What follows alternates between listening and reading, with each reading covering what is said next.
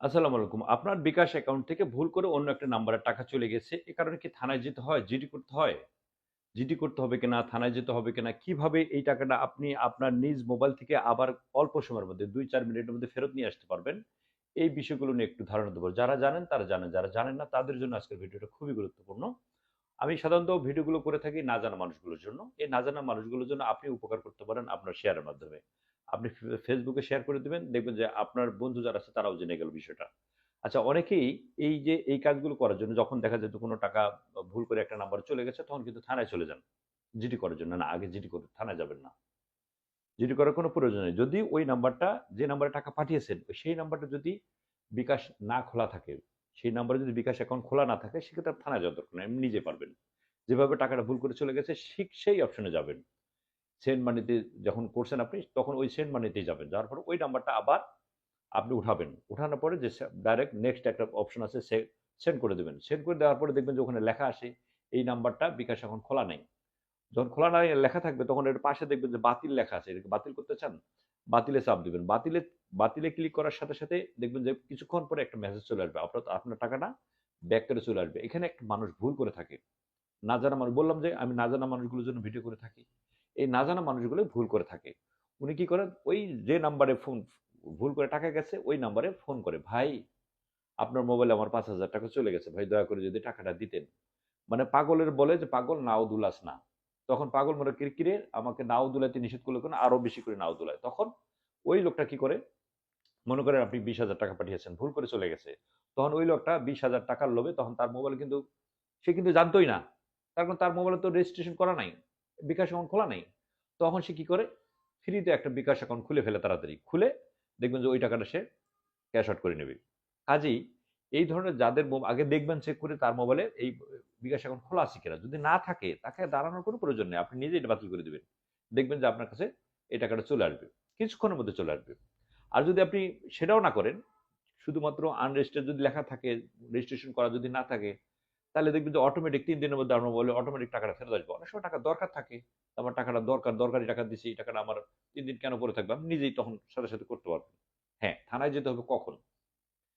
যখন দেখবেন যে এই নাম্বারটা বিকাশ অ্যাকাউন্ট তার নাম্বার আছে বা আপনি পাঠিয়ে দিয়েছেন অলরেডি টাকা চলে গেছে ২০,০০০, ৫০,০০০, ১০,০০০, ৫,০০০ টাকা চলে গেছে অলরেডি। এখন ওই লোক ওই লোককে আপনি কখনোই ফোন করবেন না। যদি ভুল করে টাকা চলেও যায় তার নামে যদি অ্যাকাউন্ট খোলাও থাকে, আপনি তাকে ভুল করে ফোন করবেন না। যদি ফোন করেন তাহলে আপনি বিপদে পড়বেন। ফোন না করে সর্বপ্রথম যে কাজটা করবেন, থানায়ও যাবেন না।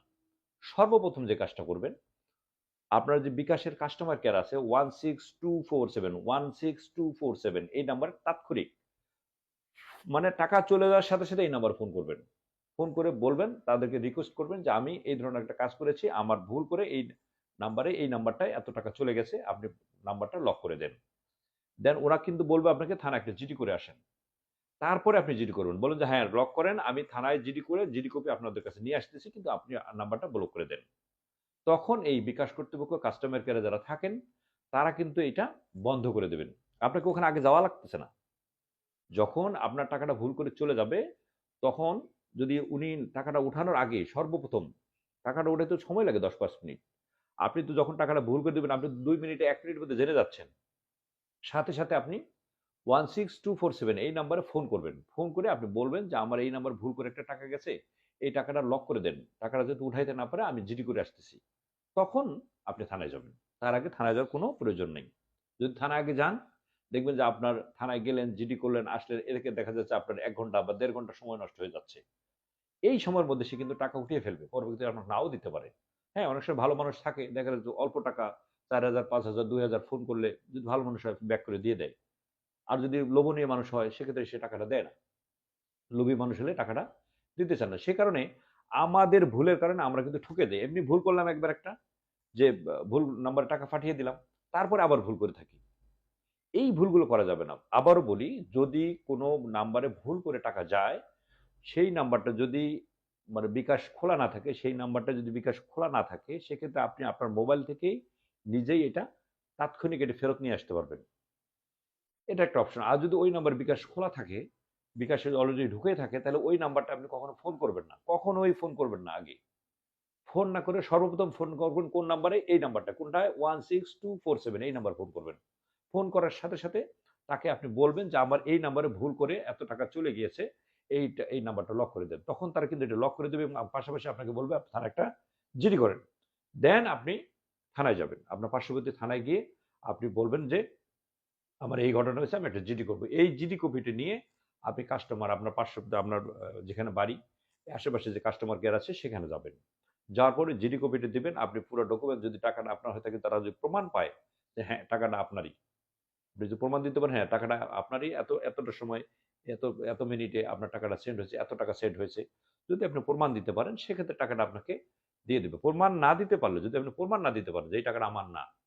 আপনি যদি প্রমাণ না করাইতে পারেন সেক্ষেত্রে কিন্তু ৭ দিন আপনার জন্য ওয়েট করবে। এই টাকাটা কার? ৭ দিনের মধ্যে যদি প্রমাণ করতে পারেন সেক্ষেত্রে আপনাকে টাকা দিয়ে দেবে। তারপরেও কিন্তু টাকাটা হ্যাং হয়ে থাকে, তারা লক করে রেখে দেয়। ৬ মাস পর্যন্ত একটা মেয়াদ থাকে, ৬ মাস পর্যন্ত তারা আটকে রাখবে। ৬ মাস পরে যদি দেখেন যে ৬ মাসের মধ্যে যদি আপনি না করতে পারেন, প্রমাণ করতে পারেন, সেক্ষেত্রে টাকাটা আবার ব্যাক করে দিয়ে দিবে। এইগুলো সিস্টেম আমরা না জানি না। না জানার কারণে আমরা ভুল করে থাকি। এমনিতে ভুল করলাম একটা যে আমরা বিকাশ করে ভুল করে টাকা পাঠাইলাম। তারপর ভুল করি যার নাম্বারে টাকা ছিল তাকে ফোন করি আগে। তাকে ফোন করবেন না। মূল কথা হলো ভুল করে যদি কোথাও কোনো নাম্বারে টাকা পাঠান, তাকে ফোন করবেন না। ফোন না করে যদি ওই মোবাইলে বিকাশ খোলা না থাকে আপনি নিজেই আপনার মোবাইল থেকে যেটা বললাম, আপনার মোবাইল থেকে নিজেই আপনি এটা বাতিল করে নিয়ে আসতে পারবেন। আর যদি সেই নাম্বারে বিকাশ খোলা থেকে থাকে, যদি টাকা অলরেডি সেন্ড হয়ে থাকে, সেক্ষেত্রে ওই নাম্বারে ফোন করবেন না। না করে আবারও বলি 16247 এ ফোন করে প্রথমত এটা লক করে দিবেন। লক করে দেওয়ার পরে দেন আপনি থানায় যাবেন। থানায় যাওয়ার পরে একটা জিডি করবেন। জিডি করার পরে ওই জিডি কপি নিয়ে আপনি কাস্টমার কেয়ারে যাবেন, আপনি তথ্য প্রমাণ দিবেন, দেওয়ার পরে আপনার টাকাটা আপনার মোবাইলে ফেরত দিয়ে দিবে। এটা হলো প্রসেস। আমরা জানি না। না জানা মানুষগুলোর জন্যই এই ভিডিওটা করা। এই না জানা মানুষগুলোর জন্য ভিডিওটা শেয়ার করে দিবেন। হয়তো আপনার একটা শেয়ারের মাধ্যমে তার একটু উপকার হতে পারে। লস নাই। মানুষের উপকার করলে লস নেই। যে যেখানে আছেন ভালো থাকবেন, সুস্থ থাকবেন, নিরাপদে পথ চলবেন। আসসালামু আলাইকুম।